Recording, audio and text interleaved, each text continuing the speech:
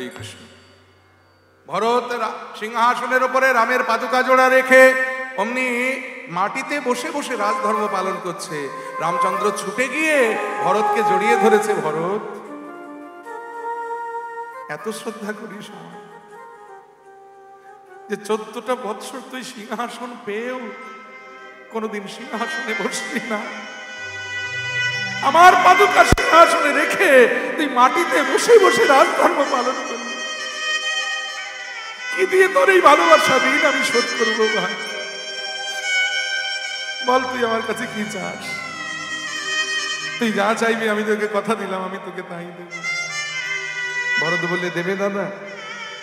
তাহলে তাই যদি দিতে চাও, আবার যদি পরবর্তী জন্মে তুমি আমায় জন্ম দাও মনুষ্যকুলে, তবে যেন দাদা আমায় বন্ধু করে জন্মে দিল। দাদা গো, যেন বন্ধু করে জন্ম দিও। তুমি জানো আমার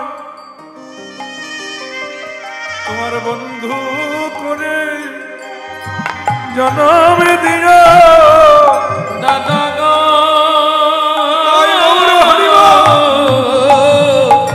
তুমি যেন আমার বন্ধু করে জন্ম দিও।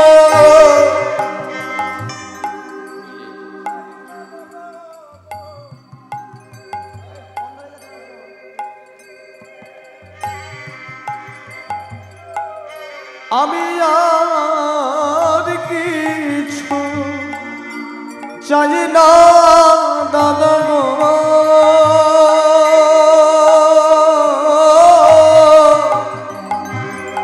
যেন বন্ধু করে জন্ম দিও। আমি আর কিছু চাই না দাদা, বন্ধু করে জন্ম দিও। আমি আর কিছু চাই না দাদা,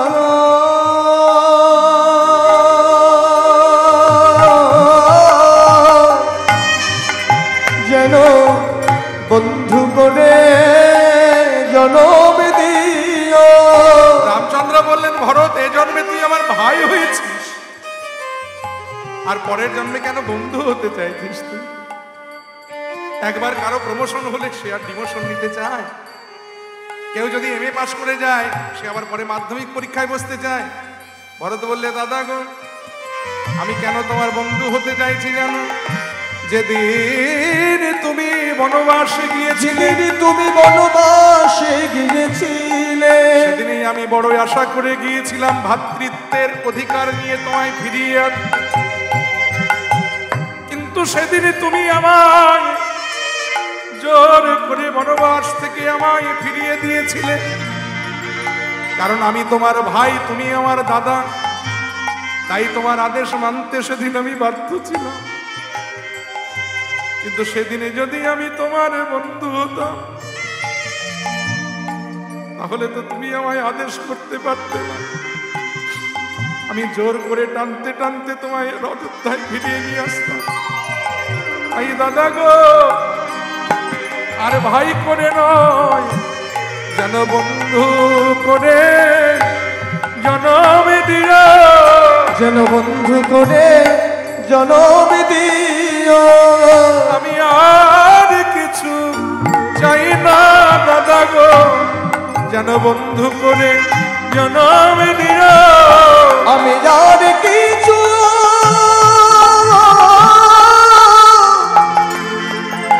কিছু চাই না দাদা, আমার এই নিবেদন করা রইল। আর কিছু চাই না দাদা, এই নিবেদন করা রইল। চাই না দাদা, এই নিবেদন করা রইল। আর কিছু চাই না দাদা, এই নিবেদন করা রইল। বন্ধু করে জন্ম দিও। তাই সেই অযোধ্যার রাজা দশরথের পুত্র ভরত, রামানুজ ভরত, তিনি পরবর্তী যুগে দাপর যুগে কৃষ্ণ সখা সুদামা হয়ে জন্মগ্রহণ করলেন। সেই সুদামাকে কাঁধে নিয়ে ভগবান চলেছেন কেশিঘাট থেকে বংশীবটের দিকে। সুদামারে লইয়া কৃষ্ণ চলিতে লাগিল, সুদামারে লইয়া কৃষ্ণ চলিতে লাগিল। সুদামারে লইয়া কৃষ্ণ চলিতে লাগিল, আমার সুদামারে লইয়া কৃষ্ণ চলিতে লাগিল।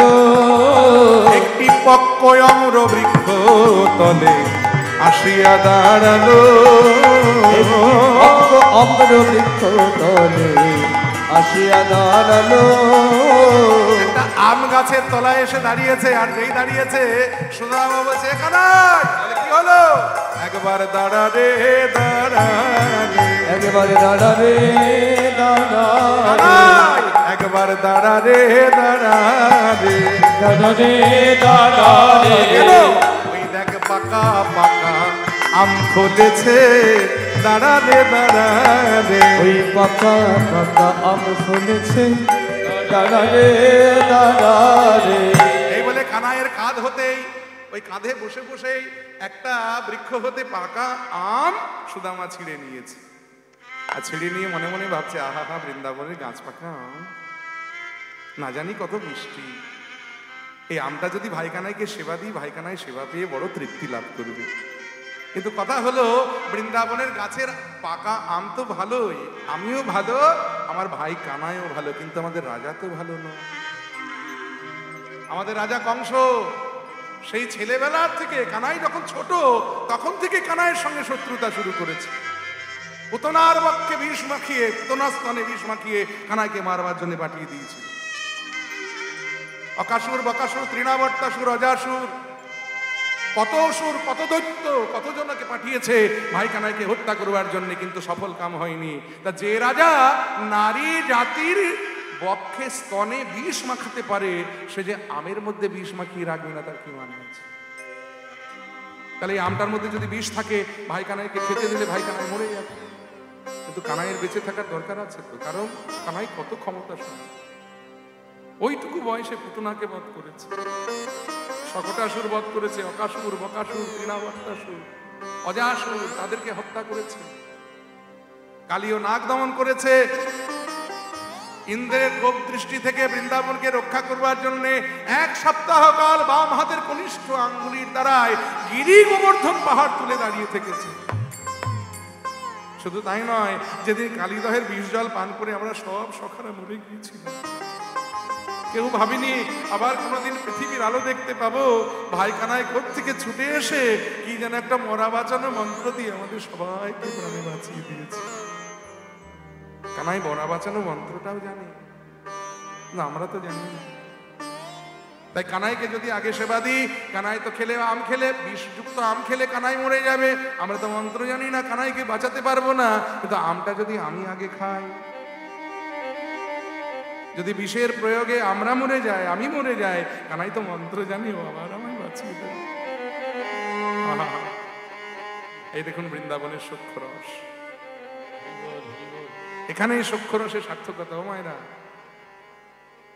এখানে কিন্তু সুদামা জানে না কৃষ্ণ ভগবান কিনা, জানবার ইচ্ছাও নাই, প্রয়োজন নাই। সুদামা জানে কৃষ্ণ তার বন্ধু, তার সখা, তার অত্যন্ত প্রিয়, তার প্রাণের ভাই কানাই। তাই তো সুদামা কি করলেন, মনে মনে চিন্তা করলেন যে আমটা আগে আমি খেয়ে দেখবো যে আমের মধ্যে বিষ আছে কি।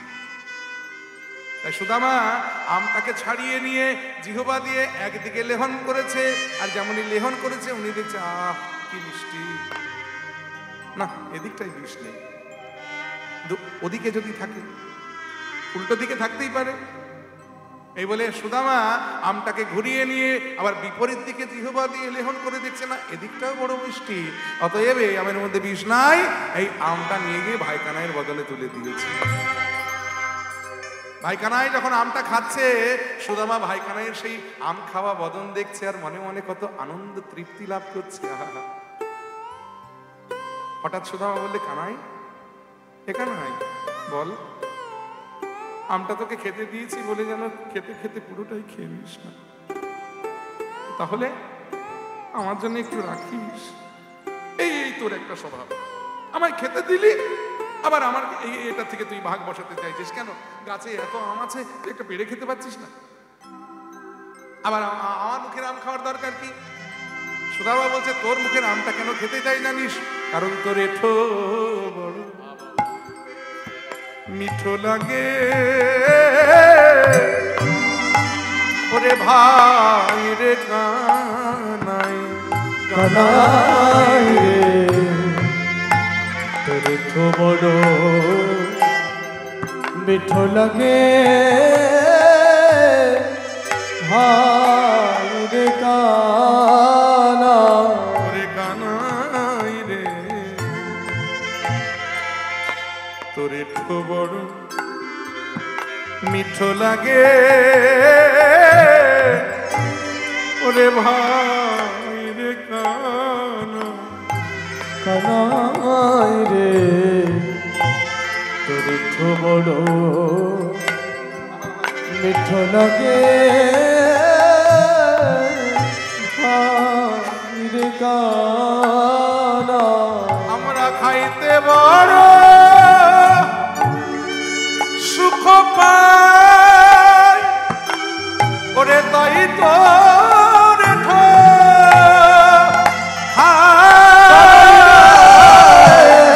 খাইতে বড় সুখ পাই ওগো তাই তো এঠো খাই খাইতে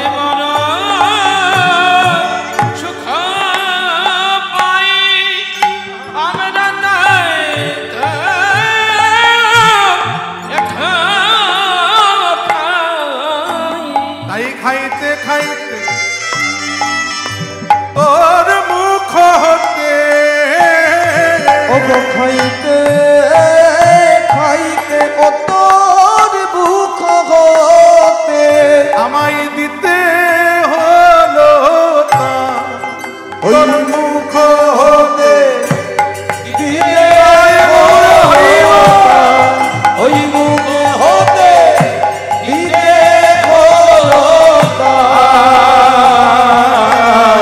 তোরে ঠো বড় মিঠো লাগে ভাই রে কানাই কানাই রে মিঠো বড় মিঠো লাগে ভাই রে কানাই। ভগবান বলছে এই সুদামা, গাছে এত পাকা আম রয়েছে, তুই এটা পেড়ে খা না। কে তোকে বাধা দিয়েছে? তা না তো আমার এটো খেতে ভালো লাগে, এটো খেতে ভালো লাগে, এসব কথা বলিস না তো।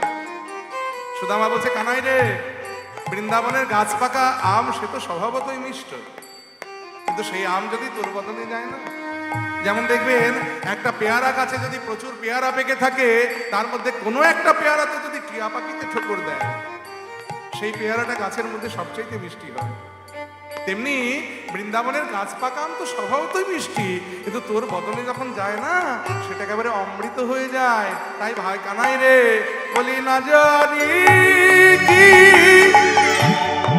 জাদু আছে ওরে কানাই রে তো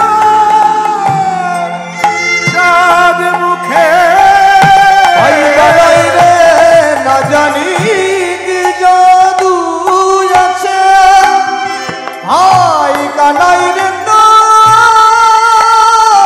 চাঁদ মুখে ভাই কানাই রে তোর ওই চাঁদ মুখে হাই কানাই রে তোর ও তোর চাঁদ মুখে আহা বলি হারি ওই চাঁদ মুখে বলি হারি যান ওই চাঁদ মুখে বলি হারি যা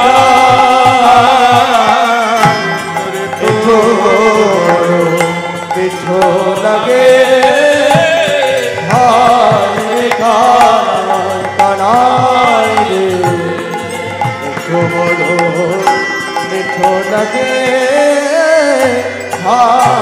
রে কানা। অধকর্তা লীলার এক পাশে দাঁড়িয়ে বলেন, এই যে ও সুদামা, তুমি ভাই কানাইয়ের মুখের এটো আমটা খাচ্ছ খাও, কিন্তু আমার একটা কথা আছে তোমার কাছে। বলে কি? আমটা খেয়ে নিয়ে আমের আটিটা যেন তুমি যত্রতত্র ফেলে দিও না। বলে তবে? এই দেখো আমি আঁচল পেতে বসে আছি যে, আমি তো সেই আশাতে বসে আমি সেই আশাতে বসে আছি। আঁচল পেতে আমি সেই আশাতে বসে আছি। আমি সেই আশাতে বসে আছে। ওই প্রসাদের কণা প্রসাদ পাবো বলে আমি তো সেই আশা বসে আছি। প্রসাদের কণা প্রসাদ পাবো বলে যেন আমায় বঞ্চিত করো না হে। প্রসাদের কণা প্রসাদ পাবো বলে যেন আমায় বঞ্চিত করো না হে। প্রসাদের কণা প্রসাদ পাবো বলে আমায় বঞ্চিত করো না হে। প্রসাদের কণা প্রসাদ পাবো বলে আমায় বঞ্চিত করো না হে। প্রসাদের কণা প্রসাদ পাবো বলে আমায় বঞ্চিত করো না হে। আমি সেই আশাতে বসে আছি। তাই এই নিবে নিবেদন ধন আমার প্রসাদ দিনে ধন্য করো। ভক্তমণ্ডলী, ভক্তিমতী মায়েরা, সবাই একবার হাত জোর করবেন, কারণ এত সুন্দর নিবেদনের পদাবলীটি যিনি রচনা করেছেন, সবাই মিলে একবার তাকে শ্রদ্ধা জানাবো। তিনি কে জানেন? বলি এ উদ্ধব দাসের চিত্তে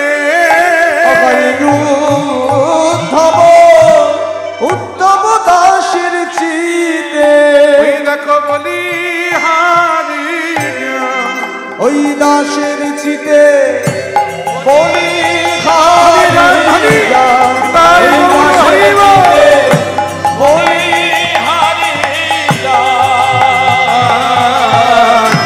ওরে ঠো বড় মিঠো লাগে হায় রে কানাই। গালায় রে মিঠো বড় মিঠো লাগে হায় রে গানা। কিন্তু মাঠে মাঠে ঘুরে ঘুরে এই যে গরু চড়িয়ে বেড়ানো, বনে বনে ঘুরে ঘুরে সখাদের কাঁধে চড়া, তাদেরকে কাঁধে করা, বাঁশি বাজানো, এই আনন্দের দিন বেশি দিন থাকলো না। কারণ কংস রাজা মথুরায় বসে বসে বুদ্ধি আঁটতে শুরু করেছে কি করে কৃষ্ণকে হত্যা করা যায়।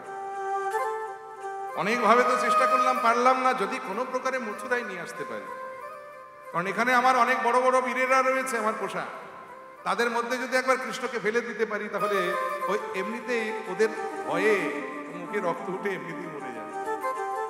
এত বড় বড় বীর আমার, চারুর, মুষ্টি, তখনকার দিনে তাদের মতো মল্লবীরেরা মথুরায় রয়েছে। কিন্তু বললে তার আসবে না, একটা ছলনার প্রয়োজন, আর দুষ্টু লোকের ছলের অভাব নেই। দেখবে কংস বুদ্ধি এঁটে ফেললেন। শিবের বরপ্রাপ্ত একটা ধনুক ছিল তার, যার নাম হলো হরধনু। সেই হরধনু উপলক্ষে যজ্ঞ শুরু করলেন মথুরায়, আর যজ্ঞে প্রত্যেকটা অঙ্গরাজ্যে নেমন্তন্ন পত্র পাঠিয়ে দিলেন। বৃন্দাবনেও নেমন্তন্ন পত্র এলো, তবে বৃন্দাবনের চিঠিটা একটু আলাদা, একটু বিশিষ্ট। কেন জানেন? কারণ ওখানে বিশেষ দ্রষ্টব্য হিসাবে লেখা ছিল যে কৃষ্ণ বলরামকে অবশ্যই আসতে হবে। চিঠি পাঠিয়েও কংস রাজা শান্ত থাকলেন না, কারণ যদি না আসে, এমন একজনকে পাঠাতে হবে যাকে আমিও বিশ্বাস করি, আবার ওরাও বিশ্বাস করে, যে আমারও আত্মীয় আবার ওদেরও আত্মীয়। অনেক ভেবে চিন্তে দেখলেন এরকম একজন মানুষ তার মন্ত্রী সভাতেই রয়েছে, তার মহামন্ত্রী, যার নাম হলো অক্রূর। কারণ এই অক্রূর সম্পর্কে বসুদেবের ভাই হন, খুড়তুতো ভাই, খুল্লতা। আর বসুদেবের ছেলে যদি কৃষ্ণ হয়, তাহলে অক্রূর যদি বসুদেবের ভাই হয় তাহলে অক্রূর কৃষ্ণের সম্বন্ধে কাকা হচ্ছে। আচ্ছা ঠিক আছে, মেনে নিলাম যে ও জানে না বসুদেবের ছেলে কিনা, ও জানে ও নন্দরাজার ছেলে, তাও যদি হয় তাতেও অক্রূর ওর আত্মীয়। কেন না, নন্দরাজা হলেন বসুদেবের খুব প্রাণের বন্ধু, এতটাই প্রিয় বন্ধু যে বন্ধুর বাড়িতে বিশ্বাস করে স্ত্রী পুত্রকে রেখে দেওয়া যায়, সেই ধরনের বন্ধু হলেন নন্দরাজা। কারণ বসুদেব তার একজন স্ত্রী মানে রোহিণী বলরামের মাকে রেখে দিয়েছিলেন না নন্দরাজার বাড়িতে, বন্ধুর বাড়িতে রেখে দিয়েছিলেন, কারণ কংসের ভয়ে। যেহেতু বসুদেব আর দৈবকী কারাগারে বন্দী, তাই রোহিণীর যাতে কোনো ক্ষতি না হয় সেই জন্য রোহিণীকে বৃন্দাবনে রেখে দিয়েছিলেন নন্দরাজার ঘরে। তাহলে এত ভালো বন্ধু যে সেই বন্ধুর ছেলে বন্ধুর ভাইয়ের আত্মীয় তো হবে না, তাহলে অক্রূরকে পাঠিয়ে দিই, কারণ অক্রূরকে আমিও বিশ্বাস করি, ওরাও বিশ্বাস করে। তাই অক্রূরকে ডেকে বলেন যে অক্রূর মহাশয়, আপনি বৃন্দাবনে চলে যান আমার রথটা নিয়ে যাবেন, আর আমার রথে করে আপনি কৃষ্ণকে আর বলরামকে মথুরায় নিয়ে আসুন। আর শুনুন, সঙ্গে আরেকটা বড় রথ নিয়ে যান, সেই রথে চাপিয়ে ওরা যাকে বাবা বলে ডাকে, মানে ওই যে নন্দরাজা, কারণ আমি খবর নিয়ে জেনেছি যে ও নন্দরাজার ছেলে হলে কি হবে, আমি তলায় তলায় খবর নিয়ে জেনেছি ও বসুদেবেরও ছেলে। কারণ বসুদেবের যখন বিবাহ হয়েছিল তখন ওই যে দৈববাণী হয়েছিল না যে তার দৈবকীর অষ্টম গর্ভজাত সন্তান হলো আমার মৃত্যুর কারণ। আমি খবর নিয়ে জানতে পেরেছি কৃষ্ণ হলো দেবকীর অষ্টম গর্ভজাত সন্তান, অতএব ওকে ছেড়ে দেওয়াটা বোকামি হবে, শত্রুর বিনাশ করাটাই শ্রেয়। অতএব আপনি চলে যান, ওরা যাকে বাবা বলে ডাকে নন্দরাজা, তাকে ওই বড় রথটাকে চাপাবেন, আর সঙ্গে ওই কৃষ্ণের যারা বন্ধু বান্ধব আছে আর ওই রাখাল ছেলেরা আর কি মাঠে মাঠে ঘুরে ঘুরে গরু চড়িয়ে বেড়ায়, শুনেছি ভালো খাবার দাবার পায় না বলে এরোর বাড়িতে গিয়ে একটু চুরি টুরিও করে, এরকম ভাষণ আছে। ওদেরকে গিয়ে বলবেন চলো মথুরায় চলো, মথুরায় বিরাট বড় যজ্ঞ হচ্ছে, সেখানে খাবার দাবারের অভাব নেই, 2-4 দিন মথুরায় বেড়াবে, শহরটা ঘুরে ঘুরে দেখবে, ভালো মন্দ খাবে, কিন্তু আমার মনে যে অভিসন্ধি আছে খবরদার ওরা যেন ঘুণাক্ষরেও টের না পায়। আমি যে কৃষ্ণকে আর বলরামকে মথুরায় নিয়ে আসছি ওদেরকে মারবার জন্যে, এটা যেন ওরা ঘুণাক্ষরেও টের না পায়। আর একটা কথা জানবেন, খুব ভালো করে মন দিয়ে শুনুন, ওদেরকে যে আনতে যাচ্ছেন সাবধান, মাথায় রাখবেন ব্রজের কোনো নারী যেন ওদের সঙ্গে না আসে। কারণ কৃষ্ণ বলরাম যজ্ঞস্থলে যখন আমার বীরেদের দ্বারায় আক্রান্ত হয়ে মুখে রক্ত উঠে মারা যাবে, ওই বৃন্দাবনের নারীরা যদি ওদের সঙ্গে আসে ওরা কিন্তু ওই দৃশ্যটা সহ্য করতে পারবে। আর একটা কথা জানেন তো যে আমার হৃদয়টা বড় কোমল, আমি আবার বাপু ওই মেয়ে মানুষের কান্না সহ্য করতে পারি না, বড় কোমল হৃদয় তো আমার। তাই যান, কৃষ্ণকে আর বলরামকে, নন্দরাজাকে এবং কৃষ্ণের বন্ধু বান্ধবদের নিয়ে আসুন। এই অক্রূর রথ নিয়ে এলেন বৃন্দাবনে। অক্রূর চাপাইয়া রথ, অক্রূর চাপাইয়া রথে ওরে নীল প্রাণনাথে, আধারে করিয়া ব্রজপুর, আধার করিয়া ব্রজপুর। বৃন্দাবন শূন্য হয়ে গেল, কারণ অক্রূরের রথে চেপে কৃষ্ণ বৃন্দাবন থেকে মথুরায় এলো। আর মথুরায় এসে যখন যজ্ঞস্থলে প্রবেশ করলো, দেখছে কংস রাজা আগে ভাগে সেখানে একটা সুইসাইড স্কোয়াড রেডি করে রেখেছে। সুইসাইড স্কোয়াড কেন বললাম জানেন? কারণ ওখানে যে সমস্ত বীররা দাঁড়িয়ে রয়েছে কৃষ্ণকে মারবার জন্যে, তারা এত বড় বড় বীর যে মৃত্যুকেও তারা ভয় পায় না, মানে যুদ্ধ করতে গিয়ে তারা প্রাণ দিয়ে দেবে কিন্তু যুদ্ধ করতে পিছু পা হবে। এই জন্য বললাম ওটা সুইসাইড স্কোয়াড। সেখানে কৃষ্ণ যখন প্রবেশ করেছে, বলরাম প্রবেশ করেছে, শুরু হলো যুদ্ধ। মল্ল যুদ্ধে একে একে কৃষ্ণ সবাইকে হত্যা করে যখন কংসের সম্মুখে এসে দাঁড়িয়েছে, আর কংস কৃষ্ণকে দেখে ভয়ে এমন কাঁপতে লাগলেন যে কৃষ্ণকে দেখেই কংস ভয়ে আধমরা হয়ে গেলেন। আমরা অনেক সময় দেখবেন ওই যে সিনেমা থিয়েটার বা নাটকে দেখে থাকি যে কৃষ্ণ দুমদাম ঘুষি চালিয়ে কংসকে হত্যা করছে, কিন্তু শ্রীমদ্ ভাগবত কিন্তু তা বলছেন। ভাগবতে কোথাও লেখা নেই যে কৃষ্ণ নিজের হাতে ঘুষি চালিয়ে কংসকে মেরেছে। কারণ কৃষ্ণ চিন্তা করলেন যে মানুষটা আমাকে দেখে ভয়েই আদমরা হয়ে গেছে, তাকে হাতে করে আর কি মারব।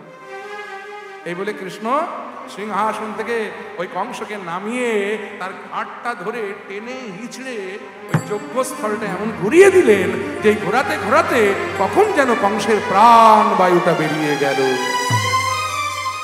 কংস তো মারা গেলেন, কিন্তু কংসের শ্বশুর তো মরে না। এই কংসের শ্বশুরকে জানেন বাবা? তখনকার দিনে সারা ভারতের যিনি সম্রাট ছিলেন, ভারতের সবচাইতে বড় রাজা, সমস্ত ছোট ছোট অঙ্গরাজ্যগুলোকে যুদ্ধে পরাস্ত করে তাদেরকে অধীনস্থ করে তাদের থেকে কর আদায় করতেন। বিহারের রাজগীরে যার রাজধানী ছিল, যার নাম ছিল জরাসন্ধ। এক সময় এই বিহার গোটা ভারতবর্ষকে শাসন করেছে। ভাবুন, মাঝখানে সেই বিহারকে আমরা কত অবজ্ঞা চোখে দেখেছি, কিন্তু সেই বিহার কিন্তু আবার ধীরে ধীরে মাথা উঁচু করে দাঁড়িয়েছে। বিহারে মদ বন্ধ করে ওখানে দুধ চালু করেছে ওখানকার সিস্টেম। পারবে আমাদের পশ্চিমবাংলা এটা করতে? যায়নি। তাই তো যাকে আমি ও ভোট বা রাজনীতির কথায় আসছি না, ওগুলো রাজনৈতিক ব্যাপার, ওরা বুঝুককে, আমরা আমাদের কথায় আসি। তাহলে গোটা ভারতবর্ষ এক সময় বিহার শাসন করত। আর জরাসন্ধ এত বড় বীর ছিলেন যে যেদিন থেকে কংস কৃষ্ণের হাতে কংস হত্যা হলো, এই খবরটা যেদিন থেকে জরাসন্ধ পেলেন, সেদিন থেকে শুরু হলো কৃষ্ণের সঙ্গে তার শত্রুতা। জরাসন্ধ এত রেগে গেলে যে একটা চোর ঘরে ঢুকে, যার তার ঘরে ঢুকে যখন তখন ননি চুরি করে খায়, সে কিনা আমার জামাইয়ের হত্যা করে। সারা জগতের মানুষ তোমায় ভগবান বলে মেনে নিলেও আমি তোমায় কোনোদিন ভগবান বলে মানব না। চোর কোথাকার, তুমি হলে আমার শত্রু। তাই আজ থেকে যতদিন আমি এই পৃথিবীর বুকে বাঁচবো, তোমার সঙ্গে আমি শত্রুতা করে যাব। আর যদি কোনোদিন তোমাকে বাগে পাই, তোমায় হত্যা করতেও আমি ছাড়ব। এরপরে যতবার জরাসন্ধ মথুরা আক্রমণ করেছে জানেন তো, কৃষ্ণ কোনোদিন সম্মুখ সমরে জরাসন্ধের সঙ্গে যুদ্ধ করেনি। ততদিন কৃষ্ণ মথুরা ছেড়ে পালিয়েছে। পরে অবশ্য ভীমকে দিয়ে কৌশলে জরাসন্ধকে হত্যা করেছিলেন। দেখিয়ে দিলেন যে দুই পা ধরে টেনে ছিঁড়ে দাও, দুটো ভাগ হয়ে যাবে দেহটা, একটা এদিকে একটা ওদিকে ছুড়ে দাও, তবেই ও মারা যাবে। যদিও এখানে কৃষ্ণ ভক্ত যারা, তারা একটা যুক্তি খাড়া করেছেন। যুক্তিটা হলো এই যে মশা মারতে গেলে একটা অল আউট যেখানে যথেষ্ট, সেখানে আমেরিকা থেকে নিশ্চয়ই কামান আনার দরকার নেই। তেমনি জরাসন্ধকে হত্যা করবার জন্য ভীম যেখানে যথেষ্ট, সেখানে স্বয়ং ভগবান কেন যুদ্ধ করতে যাবে? যারা ভক্ত তারা এটা ভক্তি দিয়ে মেনে নেবে, কিন্তু যারা যুক্তিবাদী তারা এর মধ্যে যুক্তি খুঁজবে। আজকাল কীর্তনে প্রচুর যুক্তি তর্ক চলছে, সবাই শুধু যুক্তি দিয়ে কীর্তন করছে, ভক্তির লেশ মাত্র নয়। কিন্তু ভক্তি যদি সব জায়গায় যুক্তি খুঁজতে যায়, তাহলে ভক্তিটাই হারিয়ে যাবে বাবা। আর ভক্তি নাই মানে সেখানে ভগবান নাই। ভগবান নিজে বলেছেন শাস্ত্রে যে ভক্ত আমার মাতা পিতা, ভক্ত আমার গুরু, ভক্তে রেখেছেন নাম আমার বাঞ্ছা কল্পতরু। ভক্তে দিলে খায়, না দিলে উপবাসে যায়, ভক্তের হাতে বাঁধা প্রেমের দড়ি, ভক্ত যেদিকে ঘোরায় আমি সেই দিকে ঘুরি। আমি ভক্তাধীন ভগবান, তাই ভক্তি যেখানে আমি সেখানে, যুক্তি যেখানে সেখানে আমি থাকি না। কারণ যুক্তি যদি সব জায়গায় খুঁজতে যান, দেখবেন সেখানে বিশ্বাসটাই হারিয়ে যাচ্ছে। আর হৃদয়ে যদি বিশ্বাসই না থাকে বাবা, ভক্তি কোত্থেকে জন্মাবে? বিশ্বাসে মিলায় বস্তু তর্কে বহুদূর বলে না। এই বিশ্বাসের কথা যখন উঠলো, তাহলে বলে দেখুন কতটা বিশ্বাস থাকলে ভগবানকে নিজের করে পাওয়া যায়। তার প্রমাণ পেলাম মহাভারতের একটি অধ্যায়। ধর্মরাজ ভীম, এই ধর্মরাজ যুধিষ্ঠির, ভীম, অর্জুন, নকুল, সহদেব 5 ভাই খেতে বসেছে। কুন্তী খেতে দিচ্ছে, যুধিষ্ঠিরকে খেতে দিয়ে মেজো ছেলে ভীমের কাছে যখন খাবার নিয়ে এসেছে, ভীম খপ করে মায়ের হাতটা চেপে ধরেছে। দাঁড়াও, কি হলো বাবা? তুমি তো জানো আমি একটু বেশি খাই। ভীম তো বেশি খায় একটু, কারণ তার গায়ে প্রচুর শক্তি, 1000 হাতির সমান শক্তি। এত শক্তি আসবে কোত্থেকে যদি বেশি না খাওয়া যায়? তো বলে, মা, ছেলেবেলা থেকে আজ অব্দি তোমার হাতে না খেয়ে আমার কোনোদিন পেট ভরলো না। আজ আমার ইচ্ছে হয়েছে আমি তোমার হাতে দুটো পেট ভরে খাবো। তুমি আমায় খেতে দিতে থাকো আর আমি খেতে থাকি। এই খাওয়া দাওয়া করতে করতে যদি খাবার দাবার বাঁচে, তারপরে আর ভাইদের দিও, তার আগে দিও না। আর এই কথা শুনে কুন্তীর একটু রাগ হয়ে গেল। কারণ আরে ভীম, তুই কি আমার একা ছেলে? তোকে একা খাওয়াবা, 4টেকে না খাইয়ে রাখবে, এই তোর বোধ, এই তোর বুদ্ধি? ছি ভীম, ছি। জীবনে শুধু দিন দিন বড়ই হচ্ছিস আর খেতেই শিখছিস, তোর দ্বারায় আর কিছু হলো না। আর কুন্তী যেই কথাটা বলে দিয়েছে না, ভীম খাওয়া ছেড়ে হাত ধুয়ে উঠে দাঁড়িয়ে পড়েছে। কুন্তি বলে, কি রে খেলি না? বলে, না আজকে আর খাবো না। কেন, রাগ করলি? না ওই যে তুমি বললে না যে আমি নাকি খাওয়া ছাড়া জীবনে আর কিছু শিখিনি। বলো মা, আমি তোমার জন্য কি করতে পারি? আমি তোমায় কথা দিচ্ছি না, তুমি আজ আমায় যা বলবে আমি তাই করব। তুমি চাইলে পৃথিবীর যে কোনো সম্পদ, যে কোনো সুখ আমি এই মুহূর্তে তোমার চরণ তলে নিয়ে এসে হাজির করবো। বলো তুমি কি চাও, আমি তোমার জন্য কি করতে পারি বলো। কুন্তি মনে মনে বলছে, ভীম রে, গায়ে তোর প্রচুর শক্তি বলে মনেও বড় অহংকার রে বাবা। এত অহংকার তো কারো ভালো নয় রে ভীম। আজ আমি মা হয়ে তোর অহংকার কিন্তু ছোট করে দেবো। দাঁড়া, আমি যা চাইবো তুই আমায় তাই দিবি। তাহলে এমন কিছু চাইবো তা তুই হাজার চেষ্টা করলে এই মুহূর্তে আমায় দিতে পারবি না। কি সেটা? না, কুন্তি খুব ভালো করে জানেন যে একটু আগেই দ্বারকাপতি কৃষ্ণ পিসিমার চরণে প্রণাম করে বলে গেলেন, পিসিমা গো, সম্বন্ধে কুন্তি তো ভগবানের পিসিমা হন, তাই বলে গেলেন, পিসিমা গো, অনেকদিন তো তোমার কাছে হস্তিনাপুরে রইলাম, ওই দ্বারকায় আমার কিছু কাজ জমা পড়ে গেছে, তুমি আমায় কটা দিনের জন্য একটু বিদায় দাও। আমি দ্বারকার কাজকর্ম সেরে কথা দিলাম খুব তাড়াতাড়ি আবার তোমার কাছে ফিরে আসবো। তো কুন্তি জানেন এখনো বোধহয় কৃষ্ণ দ্বারকার প্রাসাদ অব্দি প্রবেশ করতে পারেনি। ভীমের সম্মুখে দাঁড়িয়ে বলেন, বাবা ভীম, যা চাও তাই দিবি? বলে, হ্যাঁ মা, তুমি চেয়ে দেখো।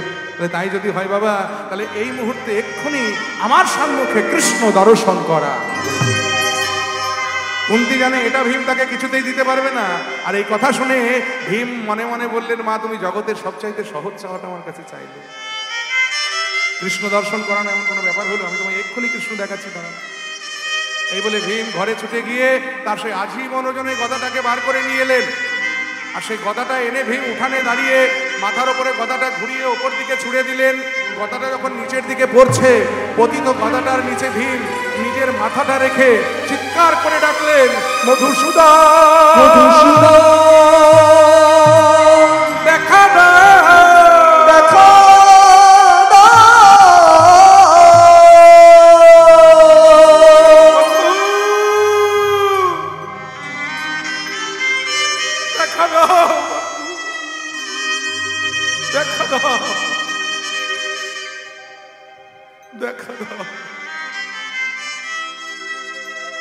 ভগবান সবে দ্বারকার প্রাসাদে প্রবেশ করতে যাবে। রুক্মিণী সত্যভামা জাম্বুবতী সোনার পাত্রে জল এনেছে ভগবানের চরণ ধোয়াবে বলে। ভগবান বলে, দাঁড়াও রুক্মিণী, দাঁড়াও সত্যভামা, আর চরণ ধুইয়ে কাজ নেই। বলে, কেন প্রভু? আমায় এক্ষুনি আবার হস্তিনাপুর যেতে হবে। সে কি, আপনি তো এই মাত্র হস্তিনাপুর থেকে এলেন, তাতে কি হয়েছে তোমরা দেখতে পাচ্ছ না? ওই চেয়ে দেখো, মধ্যম পাণ্ডব ভীম নিজের হাতে বিপদ সৃষ্টি করে আমার শরণাপন্ন হয়েছে। আমি যে বিপদ বন্ধন মধুসূদন, জগতের জীব যদি বিপদে পড়ে আমার শরণাপন্ন হয়, আমি কি দেখা না দিয়ে থাকতে পারি বলো? ভগবান ছুটতে ছুটতে হস্তিনাপুরে এসে ভীমের মাথার উপরে পতিত সেই গদাটা হাত দিয়ে ধরে বললেন, দাঁড়াও ভীম, এ তুমি কি করছো? তুমি যদি মরে যাও ধর্মরাজ্য স্থাপন করবো কি করে? তুমি যদি মরে যাও দুর্যোধনের উরুভঙ্গ করবে কে? তুমি যদি মরে যাও দুঃশাসনকে শাস্তি দেবে কে? তুমি মরো না ভীম, তুমি মরো না। ভীম মায়ের সম্মুখে দাঁড়িয়ে বললেন, মা তুমি কৃষ্ণ দেখতে চেয়েছিলে না? এই দেখো তোমার কৃষ্ণ। কুন্তি নয়নের জলে বদন ভাসিয়ে ছুটে গিয়ে ভীমের দুটো হাত ধরে বললে, ভীম রে, আজ আমি মা হয়ে তোর চরণ ধরতে পারলাম না রে বাবা, কারণ তাহলে তোর বড় অকল্যাণ হবে। তাই তোর দুটো হাত ধরে বলছি, ভীম রে, ভেবেছিলাম খাওয়া ছাড়া জীবনে আর কিছু শিখিস। আজ আমি বুঝলাম তুই জগতের সবচাইতে ধ্রুব সত্য যেটা, সেটা শিখে রেখেছিস, যার নাম হলো বিশ্বাস। কারণ এই বিশ্বাসটুকু যেন তোর হৃদয়ে চিরকাল অটুট থাকে বাবা। কারণ বিশ্বাস হতেই তো ভক্তি জন্ম নেয়, আর ভক্তি গাঢ় হলে ভগবত প্রাপ্তি হয়। নিতাই গৌর হরি বল। তাই সব জায়গায় যুক্তি খুঁজতে গেলে হবে না। হয়তো ঐতিহাসিক দৃষ্টিভঙ্গি দিয়ে যারা দেখবে তারা বলবে কৃষ্ণের হয়তো ক্ষমতা ছিল না জরাসন্ধের সঙ্গে যুদ্ধ করা, কিন্তু ভক্তি দিয়ে যারা দেখবে তারা সেখানে ভক্তিটাই খুঁজবে। তারা ধরেই নেবে যে মশা মারতে গেলে একটা অল আউট যেখানে যথেষ্ট, সেখানে আমেরিকা থেকে কামান আনার দরকার নেই। তেমনি ভীমকে মারতে গেলে, এই জরাসন্ধকে মারতে গেলে ভীমই যথেষ্ট, স্বয়ং ভগবানের যুদ্ধ করার দরকার নেই। ভগবান যুদ্ধ করেছেন কি কারোর সঙ্গে? ভাবুন না, কুরুক্ষেত্রের যুদ্ধের সময় ভগবান প্রতিজ্ঞা করেছিলেন অস্ত্র ধরবেন না। তিনি অর্জুনের সারথি হয়ে যুদ্ধ পরিচালনা করেছেন। আহা, কারণ ভগবান আমাদেরকে সারথি হয়েই পরিচালনা করেন। এটাই তার স্বভাব, এটাই তার স্বভাব, এটাই তার চরিত্র। তিনি আমাদের প্রত্যেকের, তিনি যেমন অর্জুনের রথের সারথি, তেমনি প্রত্যেকটা জীবের এই দেহরূপী রথের সারথি হলেন আমার ভগবান। হৃদয় গৌর হরি বল, হরি বল। তাই ভক্তি দিয়ে ভগবানকে মানতে হবে, যুক্তি দিয়ে। হরে কৃষ্ণ। যাই হোক, সেই জরাসন্ধ তো এখনো মরে নাই, তাহলে মথুরা এখনো সুরক্ষিত নয়। তাই নন্দরাজাকে ডেকে বললেন কৃষ্ণ যে, পিতা, আপনি আমার বন্ধু বান্ধবদের নিয়ে বৃন্দাবনে ফিরে যান, কারণ এখন আর আমার বৃন্দাবনে ফেরা হবে না, কারণ মথুরা আজও সুরক্ষিত নয়। তাই যতদিন এই ভারতবর্ষের অসুস্থ রাজনীতি সুস্থ না হচ্ছে, ততদিন আমার আর মথুরায় ফেরা হবে না, আপনি ফিরে যান। এমন মায়ায় আচ্ছন্ন করে দিলেন যে মায়ার বশে, মায়ায় আচ্ছন্ন হয়ে নন্দরাজা কৃষ্ণের বন্ধুদের নিয়ে বৃন্দাবনে ফিরে এলেন। আর যেই বৃন্দাবনে ফিরে এলেন, অমনি মায়া মুক্ত হয়ে গেলেন, কারণ বৃন্দাবনে মহামায়ার কোনো স্থান নাই। বৃন্দাবন হলো যোগমায়ার স্থান। অধিষ্ঠাত্রী দেবী বৃন্দাবনের, তিনি হলেন যোগমায়া, যাকে আশ্রয় করে ভগবান বৃন্দাবনে লীলা করেছেন। সেই মায়া মুক্ত হয়ে নন্দরাজা তখন বুঝতে পারলেন যে তিনি কি ভুল করেছেন। সেদিন থেকে নন্দরাজা কাঁদতে কাঁদতে যেন পাগল হয়ে গেলেন। নন্দ মহারাজ গোবিন্দ রাখি মধুপুরে, ব্রজবাসীর দাঁড়ে দাঁড়ে কেঁদে কেঁদে বলে, ওগো ব্রজবাসী, তোমাদের ঘরে কি আমার গোপাল এসেছে? গজের অবধি ব্রজের নন্দ হয়ে গেল নিরানন্দ। যে অবধি ব্রজের নন্দ হয়ে গেল নিরানন্দ। বলি গোবিন্দ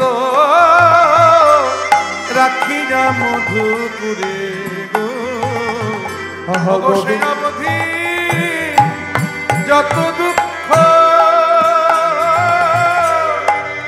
কহিলেন সহস্র দুঃখ। ওগো যে অবধি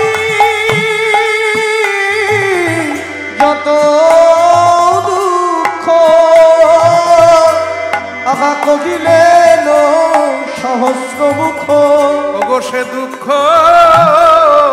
বরে নিতে শক্তি না রে, আহা সে দুঃখ বরে নিতে শক্তি না রে।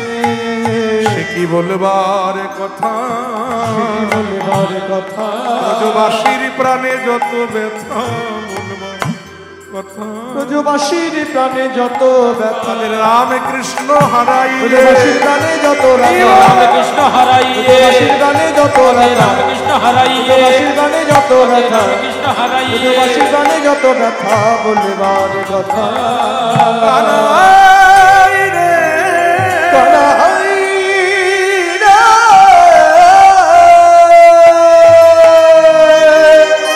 ওদিকে সুদামা হাহাকার করে কাঁদছে। কানাই ভাই, কোথায় গেলি আমার ছেলে?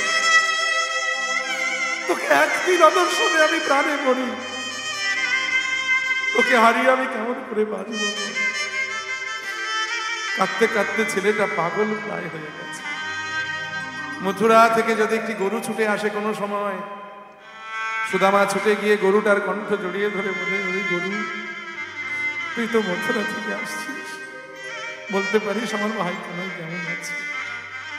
সুদামার পিতা বটুক মহাশয়, তিনি মনে মনে চিন্তা করলেন, এই ছেলেটা তো কৃষ্ণ বলে কেঁদে কেঁদে পাগল হয়ে যাবে, মরে যাবে। আমি বাবা হয়ে কেমন করে সহ্য করব? বাবা হয়ে কেমন করে দেখবো সম্মুখে তিল তিল করে কৃষ্ণ বিরহে কাঁদতে কাঁদতে আমার ছেলেটা মরে যাচ্ছে? ওকে বাঁচাতে গেলে এখন কৃষ্ণ সঙ্গ চায়। কি করা যায়, কি করা যায়, অনেক ভেবেচিন্তে এবং অনেক খবর নিয়ে অবশেষে জানতে পারলেন বটুক মহাশয় যে কৃষ্ণ বলরামকে লেখাপড়া শেখাবার জন্যে বসুদেব শান্তিপুনি মুনির বিশ্ববিদ্যালয়ে ভর্তি করে দিয়েছে। বর্তমানে মধ্যপ্রদেশের অন্তর্গত ইন্দোর থেকে প্রায় 50 কিলোমিটার দূরে উজ্জয়িনী বলে একটি শহর। আর সেই উজ্জয়িনী শহরে ক্ষিপ্রা নদীর তীরে এই শান্তিপুনি মুনির বিশ্ববিদ্যালয়। আপনারা জানেন হয়তো যে অমৃত কুম্ভের মেলা ভারতবর্ষে 4টি জায়গায় হয়ে থাকে। একটা হলো হরিদ্বার, একটা এলাহাবাদ, আরেকটি হলো নাসিক, আরেকটি হলো এই উজ্জয়িনী। মহাপ্রভুর কৃপায় এবং আপনাদের আশীর্বাদে আমার 3টি কুম্ভে স্নান হয়েছে। আমি নাসিকে এবং উজ্জয়িনীতে এবং এলাহাবাদে স্নান করেছি। তো হরিদ্বারে কুম্ভের সময় এখন আমার যাওয়া হয়ে ওঠেনি। আশীর্বাদ রাখবেন যেন পরবর্তীতে যখন হরিদ্বারে কুম্ভ হবে তখন যেন একটা ডুব দিয়ে আসতে পারি। নিতাই গৌর হরি বল। তো যাই হোক, সেই উজ্জয়িনীতে শান্তিপুনি মুনির বিশ্ববিদ্যালয়। এই শান্তিপুনি মুনির বিশ্ববিদ্যালয় হলো ওয়ার্ল্ডের মধ্যে ফার্স্ট, মানে পৃথিবীতে সর্বপ্রথম বিশ্ববিদ্যালয় যেখানে একটা দুটো নয় 64টা ফ্যাকাল্টি ছিল, মানে 64 প্রকারের বিদ্যা সেখানে শেখানো হতো। সেখানে কৃষ্ণ বলরামকে ভর্তি করেছে। আর সুদামার বাবা বটুক মহাশয় চিন্তা করলেন আমার ছেলেটাকে যদি ওখানে ভর্তি করে দিতে পারি তাহলে এক ঢিলে 3 পাখি মারা হবে। একদিকে কৃষ্ণ সঙ্গ লাভ হবে আমার ছেলের, 2 নম্বর হলো কৃষ্ণ সঙ্গ পেলে ছেলের প্রাণ রক্ষা হবে, আর 3 নম্বর হলো ছেলে আমার বিদ্বান হয়ে ঘরে ফিরবে। এই শান্তিপুনি মুনির বিশ্ববিদ্যালয়ে সুদামাকে ভর্তি করে দিলেন। আর যেই ভর্তি করে দিয়েছে, কৃষ্ণ সুদামা বলরাম সবাই যখন একত্রিত হয়েছে, আনন্দে আত্মহারা হয়ে গেছে সবাই। এই সুদামা, কতদিন পরে তোকে দেখলাম রে, ভালো আছিস তো ভাই? এখন বলছিস আমি ভালো আছি কিনা? এতগুলো দিন হয়ে গেল, একটা দিন খবর নিস নি আমার। তোকে ছেড়ে আমি কি করে থাকি বলতো? এই সাবধান, চুপ চুপ চুপ চুপ। গুরুদেব আসছে। গুরুদেব শান্তিপুনি মুনি প্রবেশ করছে বিদ্যালয় কক্ষে। সাবধান ছাত্রগণ, আজ আমার বড় সৌভাগ্যের দিন, কারণ আমি খবর নিয়ে জানতে পেরেছি যে সারা ভারতবর্ষের মানুষ যাকে ধীরে ধীরে শ্রদ্ধা জানাতে শুরু করেছে, সেই মথুরার কৃষ্ণ নাকি আমার বিদ্যালয়ে ছাত্র হয়ে এসেছে। এটা আমার কাছে পরম পাওয়া। যাকে একে একে আমি তোমাদের একটু পরিচয়টা নিই। তোমার নাম? তুমি তো সবার বড় এদের মধ্যে নাকি? তা তুমি কি বিদ্যা অর্জন করতে এসেছো বাবা? ধনুষ বিদ্যা। বাহ, শোনো বলরাম, ধনুষ বিদ্যা শিখতে গেলে আগে যেটা করতে হবে সেটা হলো মনটাকে শান্ত করতে হবে। কারণ চঞ্চল মনে লক্ষ্য স্থির হয় না। তাই মনটাকে শান্ত করো। আর মন শান্ত করতে গেলে তোমায় ধ্যান করতে হবে। ধ্যানের দ্বারায় চিত্ত সরল করে, চিত্ত শান্ত করে লক্ষ্য স্থির করো বাবা। আজ থেকে এটাই তোমার কর্ম। তোমার নাম? হ্যাঁ, জোরে বলো, শুনতে পাচ্ছি। আমার নাম কৃষ্ণ। তুমি তাহলে সেই কৃষ্ণ? বাহ, যার কথা আমি এত শুনেছি। দেখতে শুনতে বেশ ভালো বাবা তুমি। তা বলি কি, আচ্ছা কৃষ্ণ, তুমি আমার বিদ্যালয়ে কি বিদ্যা অর্জন করতে এসেছো? গুরুদেব, আপনার বিদ্যালয়ে কত ধরনের শিক্ষা দান করা হয়? কি সাংঘাতিক ছাত্র রে বাবা, জীবনে বহু ছাত্র শিখিয়েছি, এরকম তো পাইনি। আমায় উল্টে জিজ্ঞেস করছে যে আপনার বিদ্যালয়ে কত ধরনের বিদ্যা দান করা হয়। হ্যাঁ শোনো কৃষ্ণ, আমার বিদ্যালয়ে মোট 64 প্রকারের বিদ্যা দান করা হয়। কি শিখবে? 64 প্রকার বিদ্যা। বাপরে বাপ, 64 খানা বিদ্যা শিখতে এসেছে কৃষ্ণ আমার বিদ্যালয়। ভাবুন ভক্তমণ্ডলী, ভক্তিমতী মায়েরা, আমরা অনেক সময় অনেকে দেখবেন কৃষ্ণের চরিত্র নিয়ে টানাটানি করি। কৃষ্ণ এ করেছে, তা করেছে, কৃষ্ণ ও করেছে। আমরা যারা এই মূর্খরা কৃষ্ণের চরিত্র নিয়ে টানাটানি করি, তারা আমরা কৃষ্ণকে নিয়ে পড়াশোনাই করি না। আমরা জানি যে কৃষ্ণ বৃন্দাবনে মাঠে মাঠে ঘুরে ঘুরে গরু চড়িয়ে বেরিয়েছে, আর অলিগলিতে বাঁশি বাজিয়ে প্রেম করে বেরিয়েছে। কিন্তু প্রেম যখন কৃষ্ণ করেছেন, তখন জগতের সর্বশ্রেষ্ঠ প্রেম করেছেন। আর যখন পড়াশোনা করেছেন, তখন শান্তিপুনি মুনির বিশ্ববিদ্যালয়ে গিয়ে 64টা বিষয়ে তিনি MA পাস করেছেন। ভাবুন, আজকের দিনে কেউ 4টে করে দেখা? হ্যাঁ, প্রেম করতে গেলে দেখবেন লেখাপড়া লাটে উঠে যায়, মাথায় উঠে যায়। কৃষ্ণ প্রেম যখন করেছেন, তখন জগতের সর্বশ্রেষ্ঠ প্রেম। আর লেখাপড়া যখন করেছেন, তখন 64 প্রকার বিদ্যায় তিনি পারদর্শী হয়েছে। শোনো কৃষ্ণ, তুমি যদি আমার এই বিদ্যা নিতে পারো, আমার দিতে কোনো অসুবিধা নেই বাবা। ওরে বাপ ওরে বাপ, কি সাংঘাতিক ছাত্র। হ্যাঁ, বলে গুরুদেব আপনি যদি দিতে পারেন আমার নিতে কোনো অসুবিধা নেই। বেশ, খুব ভালো কথা। আর আরেকজন, কি নাম তোমার? সুদামা। আচ্ছা সুদামা, তুমি আমার বিদ্যালয়ে কি বিদ্যা অভ্যাস করতে এসেছো? বেদ বিদ্যা। বাহ, খুব ভালো কথা। তবে শোনো সুদামা, আমি তোমার জাতের খবরও নেব না, তুমি কোন জাতের আমি জানার চেষ্টা করব না। তুমি যখন বেদ পড়তে এসেছো, এই বেদ কিন্তু কোনো গ্রন্থ নয়, বেদ হলো সাক্ষাৎ ঈশ্বর। আর বেদ বিদ্যার মধ্যে সর্বশ্রেষ্ঠ বিদ্যা হলো বেদ বিদ্যা। এই বেদ বিদ্যা অর্জন করতে হলে তোমায় যেটা করতে হবে সেটা হলো তোমায় ব্রহ্মজ্ঞানী হতে হবে। তুমি যে জাতের হও না কেন, যদি তুমি ব্রহ্মজ্ঞানী হতে পারো তবেই বেদ তোমার হৃদয়ে অবস্থান করবে, নইলে নয়। শোনো সুদামা, তুমি আজ থেকে ব্রাহ্মণত্ব অর্জন করার চেষ্টা করো। ব্রাহ্মণের যে গুণগুলো সেগুলো একে একে রপ্ত করার চেষ্টা করো। আর আমার মুখে শুনে শুনে বেদ হৃদয়স্থ করার চেষ্টা করো। কারণ বেদ কোনো গ্রন্থ নয়, বেদ গুরু মুখে শুনে শুনে হৃদয়স্থ করতে হয়। এই জন্য বেদের এক নাম হলো শ্রুতি। শুরু হলো বিদ্যালয়ের শিক্ষা। দেখিতে দেখিতে সবে বিদ্যায় অভ্যাস করিতে লাগিল, অভ্যাস করিতে লাগিল। সর্বশিক্ষায় ছাত্রগণ ধীরে ধীরে পারদর্শী হল। একদিন শান্তিপুনি মুনি কৃষ্ণ আর সুদামাকে ডেকে বললেন, কৃষ্ণ সুদামা, তোমাদের গুরু মা সুমুখী দেবী বলছিলেন যে রান্নার জ্বালানি নাকি একটু অভাব হয়ে গেছে। বাবা, বন থেকে যদি একটু রান্নার জন্য জ্বালানি সংগ্রহ করে এনে দিতে পারতে। কৃষ্ণ বল, সুদামা বলছে, গুরুদেব এইভাবে বলছেন কেন? আপনি আদেশ করুন, আমরা এক্ষুনি যাচ্ছি। এই বলে কৃষ্ণ আর সুদামা গভীর বনে প্রবেশ করলেন জ্বালানি সংগ্রহ করবার জন্যে।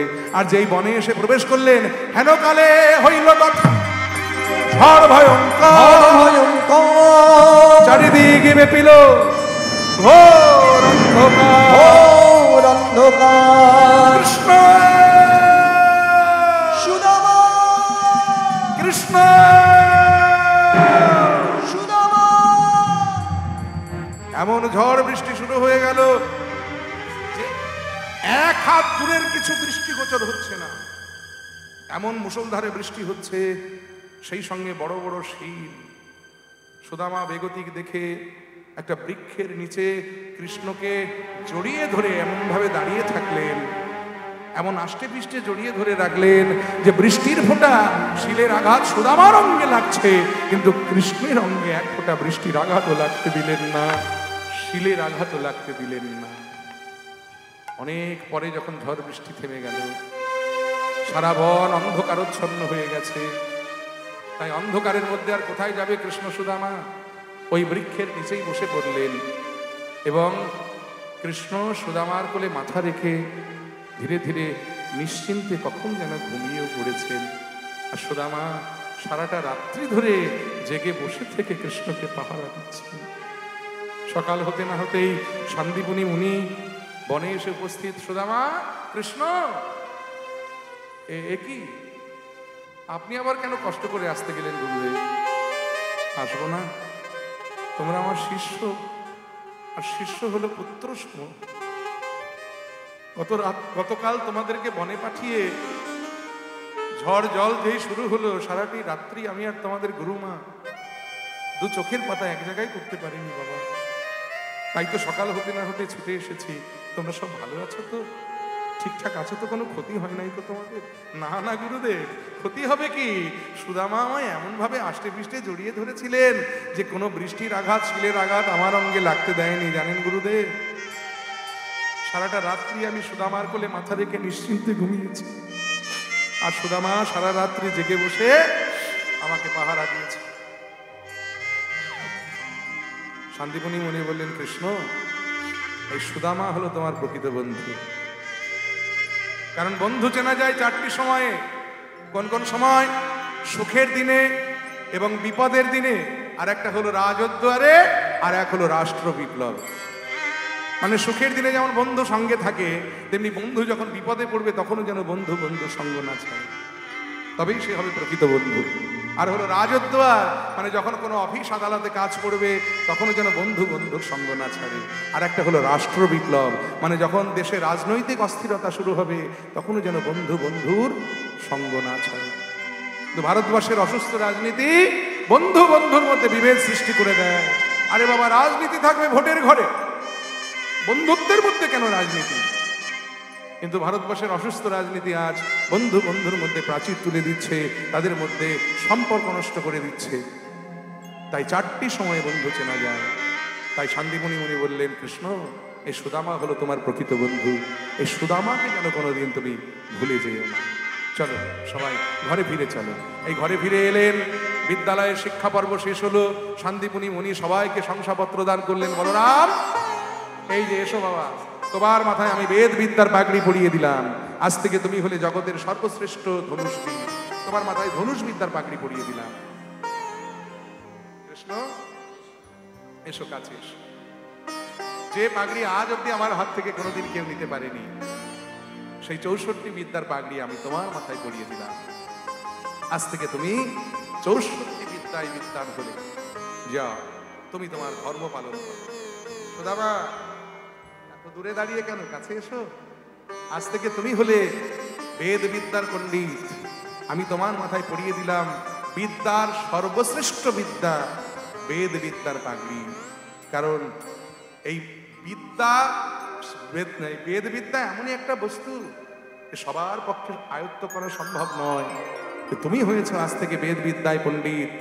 শোনো সুদামা, একটা পণ্ডিতের সম্মান আর একজন রাজার সম্মান কিন্তু এক নয়। কারণ রাজার থেকে বিদ্যানের সম্মান অনেক ঊর্ধ্বে।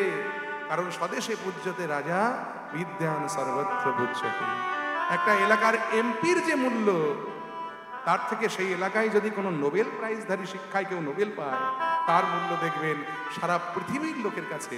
একটা এমপিকে শুধু এলাকার লোক চেনে, কিন্তু একজন শিক্ষায় যদি কেউ নোবেল পায়, তাকে কিন্তু গোটা পৃথিবীর লোক চেনে। তাই বিদ্যানের স্থান রাজার থেকে অনেক ঊর্ধ্বে।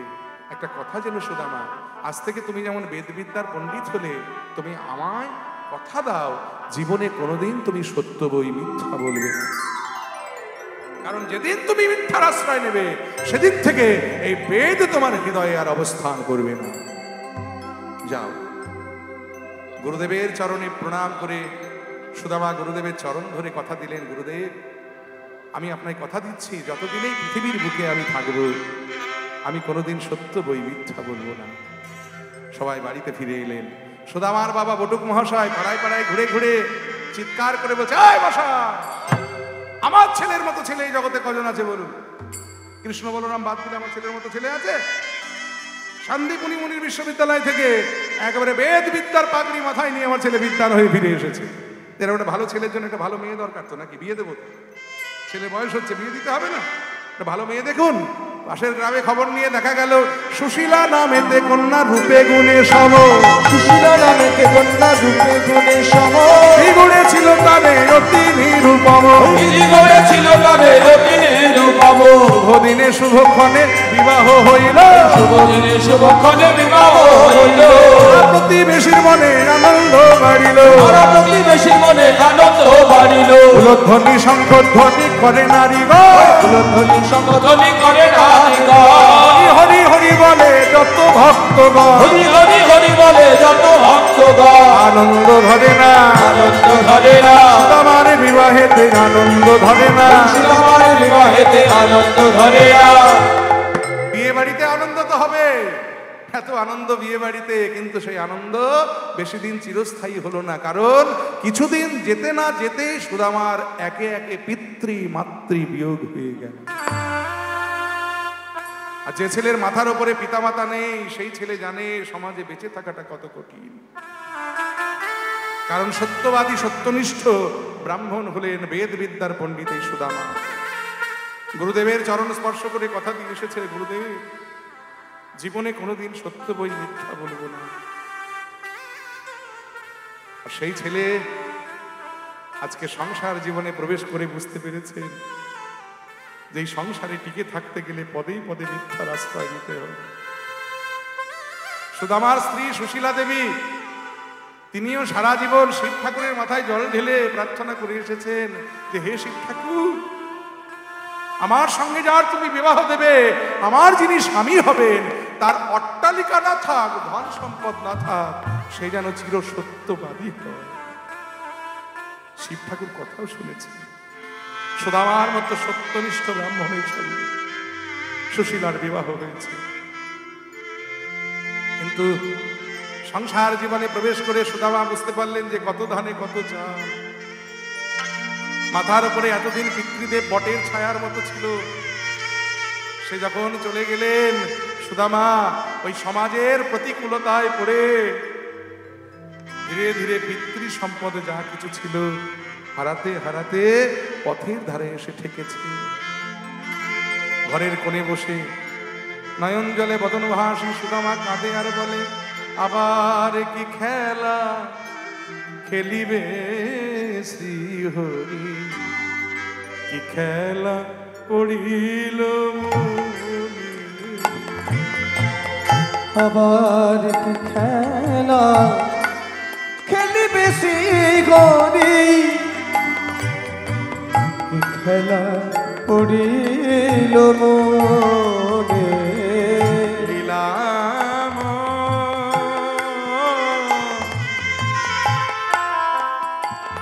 ও গো লীলাম ও গো লীলাম, লীলাময় তুমি ও গো শ্রী হরি। আহলাম তুমি ও গো শ্রীহরি। লীলা বুঝিব কেমনে, আবার কি খেলা খেলিবে শ্রীহরি, কি খেলা পড়িল মনে। আমার কি খেলা খেলিবে শ্রীহরি, কি খেলা বুঝিল মনে। সুতা ধরে তুমি তুমি নাচা পুতুল, সুতা ধরে তুমি নাচাও পুতুল। কেউ হাসে আর কেউ কাঁদিয়া, কেউ হাসিয়া কেউ কাঁদিয়া, নদীর ভেঙে কুল গড়ায়ে কুল ভাঙায়া কুল গড়ায়ে কুল। তোমার লীলা বুঝিব কেমনে, আবার কি খেলা খেলিবে শ্রী। সে কি খালি হাতে যেতে পারে? আমার ঘরে তো এমন কিছু নাই যা নিয়ে আমি কৃষ্ণের বাড়িতে যাব। তাই তুমি যদি কিছু জেনে দিতে পারো উপহার, যদি কিছু এনে দিতে পারো উপহার। তুমি যদি কিছু জেনে দিতে পারো উপহার, যদি কিছু এনে দিতে পারো উপহার। বলি তবে সে দ্বারকায় আমি করিব গমন। অঙ্গ তবে সে দ্বারকায় আমি করিব গমন। আর এই কথা শুনে ওই সুশীলা একটা ভিক্ষার ঝোলা কাঁধে নিয়ে গ্রামের মাঝখানে এসে দাঁড়িয়েছে। চারদিকে চারটে পাড়া, মাঝখানে দাঁড়িয়ে ভিক্ষার ঝুলিটা বাড়িয়ে বলছে, আমায় ভিক্ষা দাও গো নগরবাসী, ভিক্ষা দাও আমারে। ওই ভিক্ষা দাও গো নগরবাসী, ভিক্ষা দাও আমারে। ভিক্ষা দাও নগরবাসী, ভিক্ষা দাও আমারে। মশাই এই দেখুন তো ওটাকে, কে ওটা? হ্যাঁ? আরে জোরে বলো, শুনতে পাচ্ছি না। সুদামার বউ, মানে ওই সত্যবাদী সুদামা, বেদবিদ্যার পণ্ডিত। কিছু বলবো? বলি না, সুযোগ পেয়েছি ছাড়বো কেন, বলেই ফেলি। বলি ও সুদামার বউ, এই যে ও সুদামার বউ, আমরা মিথ্যে কথা বলি বলে তো আমাদের নাকি এত দোষ, তাই মিথ্যেবাদীদের কাছ থেকে ভিক্ষা নিতে ভালো লাগবে তো? পাশ থেকে একজন বলছে, তোর বসে থামুন, কাকে কি বলছেন আপনি জানেন? ওকে, ও বেদ বিদ্যার পণ্ডিত শান্তিপুনি মুনির শিষ্য সুদামার স্ত্রী সুশীলা। জীবনে কোনোদিন ওকে ভিক্ষায় আসতে দেখিনি, আজ ভিক্ষায় এসেছে, নিশ্চয়ই কোনো কারণ আছে। কাছে গিয়ে জিজ্ঞেস করলেন, সুশীলা মা, তোমায় তো কোনোদিন ভিক্ষায় আসতে দেখিনি, আজ হঠাৎ তুমি ভিক্ষায় কেন এসেছো? সুশীলা বললেন, আপনারা যদি ভেবে থাকেন যে আপনাদের এই ভিক্ষার তন্ডল নিয়ে গিয়ে আমরা আমাদের সেবায় লাগাবো, তাহলে ভুল করছি। আসলে আপনারা তো জানেন আমার স্বামীর বন্ধু হলো দ্বারকাপতি কৃষ্ণ। আমার স্বামী আজকে কৃষ্ণের সঙ্গে দেখা করতে দ্বারকায় যাচ্ছেন। আপনাদের তো অনেকের মনে অনেক বাসনা থাকে কৃষ্ণ সেবায় কিছু দেওয়ার জন্যে, তবে সবার পক্ষে তো দ্বারকায় যাওয়া সম্ভব হয় না। তাই আমার স্বামী যখন যাচ্ছে, আপনারা যদি কৃষ্ণ সেবায় কিছু দিতে চান তার হাতে দিতে পারেন, সে নিয়ে গিয়ে কৃষ্ণ সেবায় দান করে দেবে। আর এই কথা শুনে 4 পাড়া থেকে 4 মুষ্টি চিড়া ভিক্ষা এলো, আর সেই চিড়ে নিয়ে সুশীলা গিয়ে সুদামার আঁচলে বেঁধে দিলেন। আর সুদামার আঁচলে এই চিড়ে বেঁধে দিয়ে, যেই বেঁধে দিয়েছেন অমনি চিড়ের পুটলিটা নিয়ে কাঁধে নিয়ে সুদামা চলেছেন কৃষ্ণ দর্শনে। কাহা মেরো ভাইয়া কানাই, দেখা দে রে ভাই, কাকা মেরো ভাইয়া কানাই, দেখা দে রে ভাই, কাহা মেরো ভাইয়া কানাই, দেখা দে রে ভাই, তোরে না দেখি যা কানাই রে,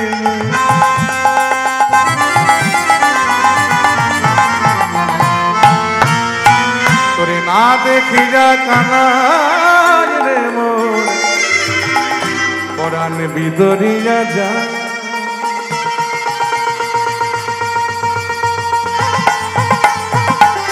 দেখা দে রে ভাই, কাহা মেরো ভাইয়া কানাই, দেখা দে রে ভাই, কাহা মেরো ভাইয়া কানাই, দেখা দে রে ভাই, কানাই দেখিব রে তোর মুখের হাসি,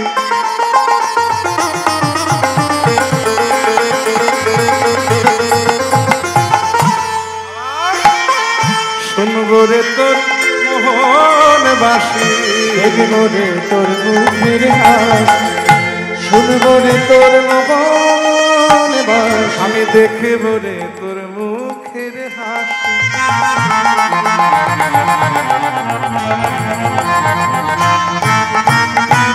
আবার শুনবো রে তোর মোহন বাসি, দেখবো রে তোর মুখের হাসি, শুনবো রে তোর মোহন বাসি, তাই তো আমি দ্বারকায় আসি, তাই তো আমি দ্বারকায় আসি, তাই তো আমি দ্বারকায় আসি, তাই তো আমি দ্বারকায় আসি, আমার জীবন কানা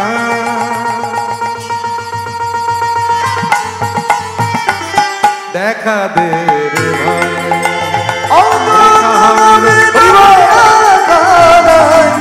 দেখা দে রে ভাই,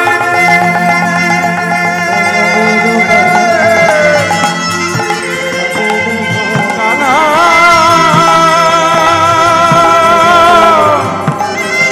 কানাই রে,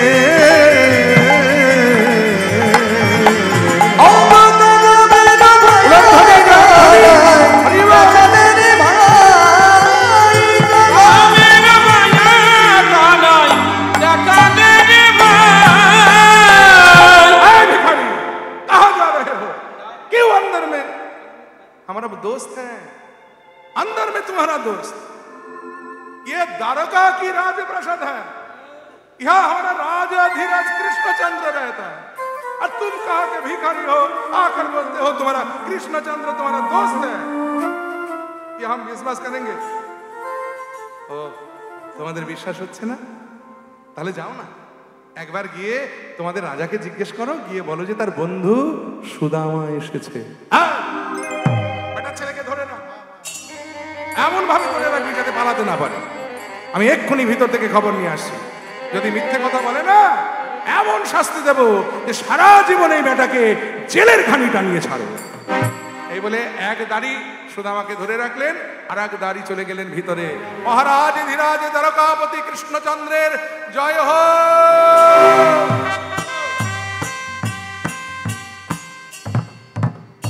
কি সংবাদ এনেছো দাড়ি?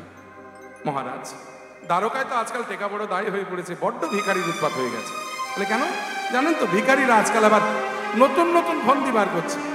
এক ভিখারি এসে বলে কিনা সে নাকি আপনার বন্ধু হয়। ভিখারি কিনা আপনার বন্ধু, এটা আমাদের মেনে নিতে হবে। শোনো দাঁড়ি, কপাল গুণে আজ আমি রাজা হয়েছি, হয়তো কপাল দোষে আমার কোনো বন্ধু ভিখারি হয়েছে, তাই ভিখারি বলে কাউকে অবজ্ঞা করতে নেই। আচ্ছা, ছেলেবেলা থেকে আমার যতগুলো বন্ধু আজ অব্দি আছে, আমার প্রত্যেকটা বন্ধুর কথা মনে আছে, প্রত্যেকটা বন্ধুর নামও আমার মনে আছে। যে এসে আমার বন্ধুত্বের পরিচয় দিয়েছে, সে কি তার নামটা বলেছে? হ্যাঁ হ্যাঁ বলেছে। কি যেন বলছিল? সুদামা। সুদামা, সুদামা এসেছে, সুদামা এসেছে আমার সঙ্গে দেখা করতে। কনক পর্যন্তে কৃষ্ণ বসিয়া যে ছিল, কনক পর্যন্তে কৃষ্ণ বসিয়া যে ছিল, কৃষ্ণ বসিয়া যে ছিল। আমার নাম শুনে ভাইয়া চলিল, ওই সুদামার নাম শুনে ভাইয়া চলিল, সুদামার নাম শুনে ভাইয়া চলিল। সুদামা রে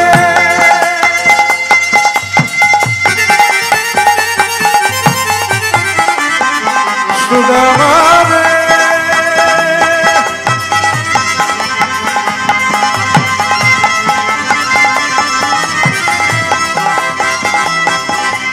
আনন্দ ধরে না, আনন্দ ধরে না, আনন্দ ধরে না, আনন্দ ধরে না। সুদামার দেখা পেয়ে আনন্দ ধরে না, সুদামার নাম শুনে আনন্দ ধরে না। সুদামারে পেয়ে কৃষ্ণের আনন্দ ধরে না, সুদামারে পেয়ে বলি কৃষ্ণের আনন্দ আর ধরে না গো, সুদামারে পেয়ে কৃষ্ণের ধরে না গো, সুদামারে পেয়ে কৃষ্ণের আনন্দ আর ধরে না গো, সুদামারে পেয়ে কৃষ্ণের আনন্দ আর ধরে না গো, সুদামারে কেবা আনন্দ ধরে না। এই সুদামা, কতদিন পরে তোকে দেখলাম রে, এতদিনে আমার কথা তোর মনে পড়ল? ভুলেই গিয়েছিলি বল। সুদামা বলছে, কানাই তোকে ভুলতে পারি? তোকে কি বলা যায়? আয় আয় আয় আয় ভিতরে আয়, ভিতরে আয়। সুদামার হাতটা ধরে কৃষ্ণচন্দ্র অন্দর মহলে প্রবেশ করে যে সিংহাসনে মহারাজ ধীরাজ কৃষ্ণ বসেন, সেই সিংহাসনের উপরে সুদামাকে বসিয়ে দিলেন। রুক্মিণী সত্যভামা ভগবান বলেন, যাও শীঘ্র জল নিয়ে এসো, আমার বন্ধু সুদামা এসেছে। তারা জল এনে দিলেন সোনার পাত্রে। ভগবান নিজের হাতে সুদামার চরণ ধৌত করছে। চরণামৃতটা নিয়ে যখনই পান করতে যাবে, এমন সময় সুদামা হাতটা চেপে ধরেছে। কানাই কি করছিস? আমি না তোর বন্ধু? ভগবান বলে, সুদামারে তুই তো আমার বন্ধু বটেই, কিন্তু তার আগে আজকে তুই আমার অতিথি, আর অতিথি হলো নারায়ণ। তাকে সেবা করা যে আমার ধর্ম, তাই আমার ধর্মটা আমায় পালন করতে হবে। সেবার আয়োজন হলো। দুই বন্ধু কতদিন পরে পাশাপাশি বসে সেবা পেলেন। সেবা অন্তে যে কক্ষে যে শয্যায় স্বয়ং ভগবান শয়ন করেন, সেই শয্যার উপরে সুদামাকে শয়ন দিয়েছে। আর সুদামার চরণ তলে বসে বসে কৃষ্ণ সুদামার চরণ সেবা করছে। সুদামা কানাইকে বাধা দিয়ে বলে, কানাই এইবারে কিন্তু বড্ড বাড়াবাড়ি করছিস, আমি না তোর বন্ধু হই। ভগবান বলে, সুদামারে তুই তো আমার বন্ধু বটে, আর তুই আমার বন্ধু বলেই তো আমি তোর চরণটা সেবা করছি। কারণ কত দূর থেকে তুই পায়ে হেঁটে এসেছিস আমার সঙ্গে দেখা করতে, তোর পায়ে কত আঘাত লেগেছে। আমি একটু চরণটা সেবা করে দিয়ে তোর তো একটু আরাম হবে নাকি? তুই চুপটি করে শুয়ে থাক, কথা বলি। এমন সময় সুদামা দেখলেন কৃষ্ণের চরণের তলায় একটা কাঁটা ফুটে আছে। অবাক হলেন সুদামা। কৃষ্ণ হলো দ্বারকার রাজা, সে খালি পায়েও হাঁটে না, আর বনে বাজারেও ঘুরে ঘুরে বেড়ায় না, তাহলে কাঁটা কোত্থেকে তার পায়ে লাগলো? রুক্মিণী সত্যভামা বললেন, জানেন তো, আমরাও এই প্রশ্নটা করেছিলাম আপনার বন্ধুকে, যে আপনার পায়ে কাঁটা কোত্থেকে ফুটলো। তখন আপনার বন্ধু বলল যে আমার বন্ধু সুদামা আসছে কত দূর থেকে আমার সঙ্গে দেখা করতে, পায়ে হেঁটে বন জঙ্গলের পথ ধরে আসতে গিয়ে তার পায়ে কাঁটা ফুটেছে, যাতে তার হাঁটতে কষ্ট না হয়, তাই তার পায়ের কাঁটাটা আমি নিজের পায়ে গ্রহণ করেছি। সুদামা বলছে, কান্না তুই কি রে, এমনি করে তুই আমার তোর ভালোবাসার কাছে আমাকে ঋণী করছিস।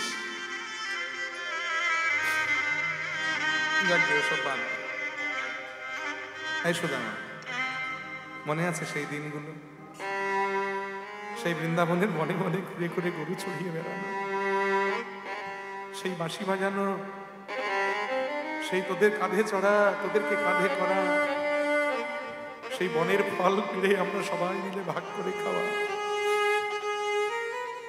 মনে পড়ে?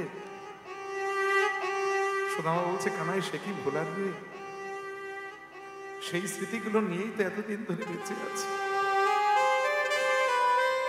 ও সুদামা, সেই গুরুদেবের আশ্রমের কথা মনে আছে তো? গুরুদেব শান্তিপুনি মুনি আমাদের কত স্নেহ করতেন, কত ভালোবেসে আমাদেরকে পড়াতেন। তারপরে গুরুমা, তার কথা তো মানে যত কম বলবো তত যেন, যত বেশি বলবো তত যেন কম বলা হয়ে যায়। যতদিন গুরু আশ্রমে ছিলাম ততদিন আমরা আমাদের মায়ের কথা ভুলেই গিয়েছিলাম, কারণ আমাদের গুরুমা সুমুখী দেবী আমাদেরকে এত স্নেহ করতেন, এত ভালোবাসতেন, যে আমাদের বদনে খাবার পর্যন্ত তুলে দিতেন তিনি। মনে পড়ে সেই দিনগুলো? তাই সেটা বিয়ে করেছিস তো? গিন্নিটি ভালো হয়েছে তো? এই গিন্নিটি ভালো হওয়ার খুব দরকার আছে, জানিস তো? তা নইলে ভজনে অগ্রসর হওয়া যায় না। ঘরে যদি গিন্নি ভালো না থাকে তাহলে দেখবেন ভজন হয় না। কি বাবা, তাই তো? আপনি ধরুন কীর্তন শুনতে ভালোবাসে, গিন্নি ওদিকে ডিস্কো ড্যান্স পছন্দ করে, সংসারে শান্তি থাকবে? থাকবে না। তাই গিন্নিটি ভালো হওয়ার দরকার আছে। সুদামা বললে, কানাই আমার আর কিছু থাকবে না, থাক, ওই ভাগ্যটা বড় ভালো করেছি। এমন একটা মেয়ের সঙ্গে আমার বিবাহ হয়েছে, আমার স্ত্রী সুশীলা। সারা জীবন শিব ঠাকুরের মাথায় জল ঢেলে প্রার্থনা করেছে, হে শিব ঠাকুর, আমার যে স্বামী হবে তার অট্টালিকা না থাক, তার ধন সম্পদ না থাক, সে যেন সত্যবাদী হয়।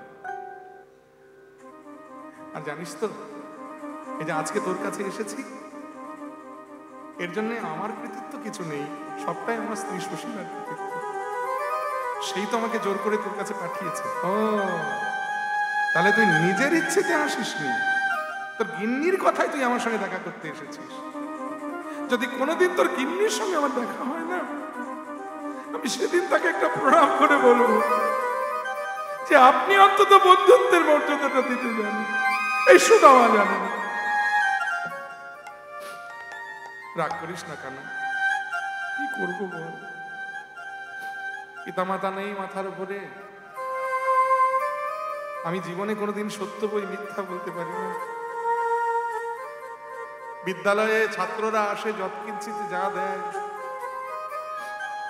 সেই পয়সাতে কোনো রকম আমার সংসারটা চলে। তাই ইচ্ছে থাকলেও আমি তোর কাছে আসতে পারি না। যাক, আমার গিন্নির জন্য অন্তত আজ তোর দেখাটা আমি পেয়েছি। কানাই বলছে, সুদামা এতদিন পরে আমার কাছে এলি, আমার জন্য কিছু আনিস না? ওসব থাক না কেন, এই থাকবে কি? তুই হলি বেদ বিদ্যার পণ্ডিত, আমার ভুল হতে পারে, তোর তো ভুল হবার নয়। তুই একজন পণ্ডিত মানুষ, তোর তো এগুলো ভুল হবে না। এতদিন পরে তুই আমার সঙ্গে দেখা করতে এসেছিস, আমার জন্য কিছু আনিস নাই? কানাই, আবার কেন আমায় কষ্ট দিচ্ছিস? ওসব থাক না। আসলে সুদামা চিন্তা করছেন যে কৃষ্ণ এখন দ্বারকার রাজা হয়েছে, কত ভালো ভালো লোকের বাড়িতে তার নিমন্ত্রণ হয়, কত ভালো মন্দ খায়। আর আমি ভিক্ষে করে চার মুষ্টি চিড়ে আমার সুশীলা আমাকে এনে দিয়েছে। এই চিড়েগুলো আমি কি করে কৃষ্ণকে দেব? তাই চিড়ের পুটলিটা সুদামা বার করতে পারছে না কৃষ্ণের সামনে, তা বগল দাবা করে লুকিয়ে রেখে দিয়েছে। ভগবান চিন্তা করলেন এই বেটার সঙ্গে এইভাবে করলে হবে না, এর সঙ্গে চালাকি করতে হবে, কারণ ও তো চালাকির চও জানে না, আর আমি তো রাজা হয়েছি। অতএব এই রাজকার্য পরিচালনা করতে গেলে এই ছলনা আমাকে শিখতে হয়েছে। 64 বিদ্যার মধ্যে এটা একটা বিদ্যা। অতএব আমি ছলনা করতেই পারি। ও তো বেদবিদ্যার পণ্ডিত, সহজ সরল মানে সত্যনিষ্ঠ ব্রাহ্মণ, ও তো সব কিছু বোঝে না। তোকে চালাকি করেই ওকে ওর কাছ থেকে ওইটা বার করতে হবে। এই বলে ভগবান বলে এটা আচ্ছা ঠিক আছে, আচ্ছা কি আনলি না আনলি আর তাতে আমার কি যায় আসে, এতদিন পরে তুই এসেছিস এটাই আমার কাছে অনেক। যে যাকে এতদিন পরে আমার কাছে এলি, ভালো করে তো একটু কোলাকুলি দেওয়া হয় না, আলিঙ্গনই দেওয়া হয় না, এটা আলিঙ্গন দিবি না? এই বলে কৃষ্ণ যেই হাতটা বাড়িয়ে দিয়েছে, আর সরল সোজা মনের ছেলে সুদামা, তার তো মনে অত পেঁয়াজ ঘুরছে না, সে তখন ভুলে গেছে তার বগলের নিচে চিড়ের পুটলিটা লুকোনো আছে। সেও কানাইকে ওই আলিঙ্গন দেবে বলে যেই হাতটা বাড়িয়ে দিয়েছে অমনি চিড়ের পুটলিটা বেরিয়ে গেছে। আর কৃষ্ণ সেই চিড়ের পুটলিটা নিয়ে বলছে দেখি দেখি দেখি কি এতে, বলে চিড়ের পুটলিটা খুলে বলছে সুদামা আমার জন্য চিড়ে এনেছিস, আজ আমি বুঝতে পেরেছি যে তুই আমার কত ভালো বন্ধু। যেদিন থেকে আমি রাজা হয়েছি সেদিন থেকে বড় বড় লোকের বাড়িতে আমার নেমন্তন্ন হয়, কত ভালো মন্দ উপাদেয় দ্রব্য আমায় সেবা দেয়, ওসব খেতে খেতে আমার মুখটা নষ্ট হয়ে গেছে। আর আমার মুখের স্বাদ ফেরানোর জন্যে তুই আবার চিড়ে এনেছিস। কারণ সারাদিন যদি কেউ মিষ্টি খায়, রসগোল্লা, সীতাভোগ, রাজভোগ খায়, সন্ধ্যেবেলায় তাকে যদি এক মুঠ চানাচুর দেওয়া যায় কত ভালো লাগে বলুন তো। তেমনি কানাই বলছে ও সমস্ত খেয়ে খেয়ে মুখটা নষ্ট হয়ে গেছে, আর আমার মুখের স্বাদ ফেরাবার জন্যে তুই আমার জন্য চিড়ে এনেছিস। আবার শুকনো চিড়ে খেতে আমার কষ্ট হবে বলে তুই চিড়েটা ভিজিয়ে এনেছিস। সুদামা বলছে কানাই রে, আমি অত শত ভেবে তোর জন্য চিড়াই আনি নাই, এই চিড়া ভিক্ষা করে দিয়েছিল আমার স্ত্রী সুশীলা।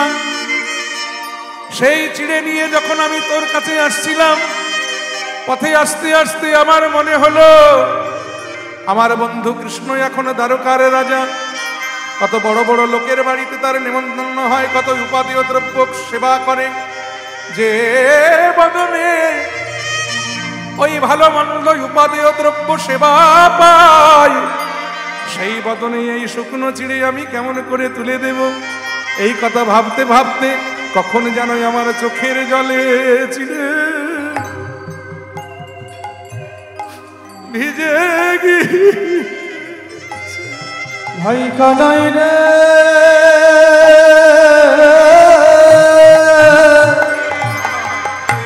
চোখের জলে ছিঁড়ে ভিজে গিয়েছে।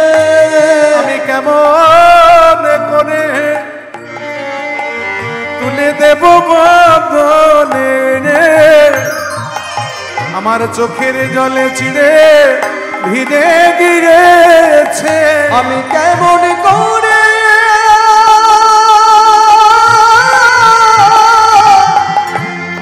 তুলে দেব বদনে, চোখের জলে ছিঁড়ে ভিজে গিয়েছে। কেমন করে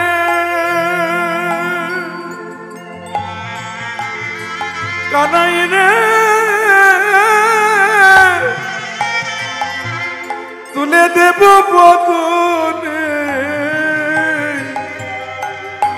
আমার চোখের জলে চিড়ে ভিজে গিয়েছে। আমি কেমন করে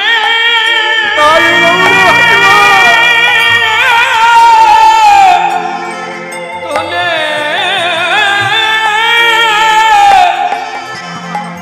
দেব বদনে,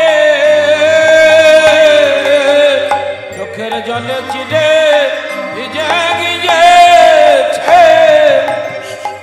ভগবান কৃষ্ণচন্দ্র বললেন সুদামারে, ভক্তই আমার মাতা পিতা, ভক্তই আমার গুরু, ভক্তই আমার গুরু, ভক্তে রেখেছে নামে আমার বাঞ্ছা কল্পতরু, ভক্তে দিলে খাই, না দিলে আমি উপবাসে যাই, ভক্তের হাতে বাঁধা প্রেমের দড়ি, প্রেমের দড়ি, ভক্ত যেদিকে ঘোরাই আমি সেই দিকে ঘুরি, সেই দিকে ঘুরি। এই বলে ভগবান এক মুষ্টি চিড়া নিয়ে যেমনই বদনে দিয়েছে, আহা কতদিন পরে তোর করের সেবা পেলাম। আর এক মুষ্টি নিয়ে যেই বদনে দিতে যাবে, সঙ্গে সঙ্গে রুক্মিণী মা হাত চেপে ধরেছে, দাঁড়ান প্রভু, আর খাবেন না আপনি। এক মুষ্টি বদনে দিয়েছেন, তাতেই লক্ষ্মী সমর্পিত হয়ে গেছে। আবার যদি এই মুষ্টি বদনে দেন, তাহলে আমাদেরকেও সমর্পিত করা হয়ে যাবে। আমরা পারবো না আপনার চরণ ছেড়ে সুদামার চরণ সেবা করতে, কারণ আমরাও তো লক্ষ্মীরই অংশ। তার থেকে আমাদের দেন, আমরা প্রসাদ রূপে গ্রহণ করি। এই রুক্মিণী, সত্যভামা, জাহ্নবী, তারা সেই মহাপ্রসাদ তারাও প্রেমানন্দে গ্রহণ করলেন। বেশ কিছুদিন বন্ধুর বাড়িতে আনন্দে কেটে গেল সময়। সুদামা বলে, কানাই এবার যে যেতে হয়।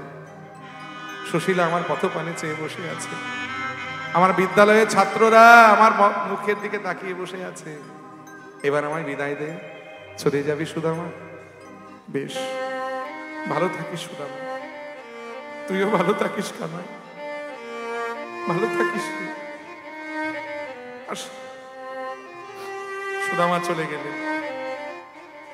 কৃষ্ণ অন্তর্যামী, তিনি সুদামার অন্তরের কথা জানতে পেরে তার হাতে কিছু ধন দৌলত দিয়েই দিতে পারতেন, কিন্তু দিলেন না। কেন জানেন? কারণ কোনো গরিব বন্ধু যদি কোনো ধনী বন্ধুর বাড়িতে যায়, আর সেই দারিদ্রতার সুযোগ নিয়ে যদি ধনী বন্ধু তার হাতে 2000 টাকার একটা নোট দিয়ে দেয়, তাতে বন্ধুর দারিদ্রতাকে অপমান করা হয়। তাই হাতে কিছু দিলেন না কৃষ্ণ, কিন্তু লক্ষ্মীকে পাঠিয়ে দিলেন, যাও সুদামার ঘর ধন দৌলত দিয়ে ভরে দাও, সুদামার বউকে সোনা মাণিক্য হিরে জহরত দিয়ে সাজিয়ে দাও। আর বিশ্বকর্মাকে পাঠিয়ে বললেন, যাও সুদামার বাড়িটা রাজপ্রাসাদ বানিয়ে দাও, আর সুদামাকে ওই পরগনার রাজা করে দাও। সুদামা বাড়ি ফিরে এলেন, চিনতে পারছে না তার বাড়িটা। সুশীলাকে দেখে বলে, কি তোমার এই অবস্থা কেন? বলে, সবই আপনার বন্ধুর কারসাজি।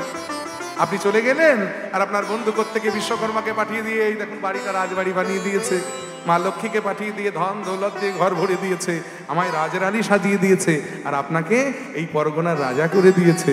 সুদামা বলছে, কানাই তোর এই জন্যে সবাই বলে তোকে চতুরের শিরোমণি। আমি তোর কাছে গেলাম, তুই আমায় কিছু দিলি না, আর তলায় তলায় তুই আমাকে এই পরগনার রাজা করে দিয়েছিস। ওরে কানাই, আমি তো রাজা হতে চাই না রে, আমি সারাটা জীবন তোর বন্ধু হয়ে থাকতে চাই। এই জন্যে পরবর্তী যুগে, আবার কলি যুগে, ওই দাপরের সুদামা মহাপ্রভুর পার্ষদ সুন্দরানন্দ পণ্ডিত হয়ে জন্মগ্রহণ করলেন পূর্ব বাংলার মাটিতে, এবং পায়ে হেঁটে তিনি ওই দেশ থেকে শ্রীবাস অঙ্গনে মহাপ্রভুর সঙ্গে এসে মিলিত হয়েছিলেন। মহাপ্রভুকে যখন জড়িয়ে ধরেছিলেন, ভক্তগণ সবাই আনন্দে আনন্দিত হয়ে ভক্ত আর ভগবানের মিলন হইল, ভক্ত আর ভগবানের মিলন হইল। প্রেমানন্দে সবাই মিলে হরি হরি বল, ভজনিতাই গৌর রাধে শ্যাম, হরে কৃষ্ণ হরে রাম, নিতাই গৌর রাধে শ্যাম, হরে কৃষ্ণ হরে রাম, নিতাই গৌর রাধে শ্যাম, হরে কৃষ্ণ হরে রাম, নিতাই গৌর সীতানাথ প্রেমানন্দে হরি হরি বল, রাধে শ্যাম রাধা রানী কি, মহাপ্রভু কি, নিতাই গৌর হরি বল। সবাই ভালো থাকুন, সুস্থ থাকুন, আনন্দে থাকুন এবং কৃষ্ণ প্রেমে থাকুন, এই প্রার্থনা জানিয়ে আমরা আমাদের কীর্তন অনুষ্ঠান শেষ করছি। পরবর্তী কীর্তনে আর শ্রীকণ্ঠে পরবর্তী লীলা আস্বাদন করুন। নিতাই গৌর হরি বল, হরে কৃষ্ণ, রাধে রাধে গোবিন্দ।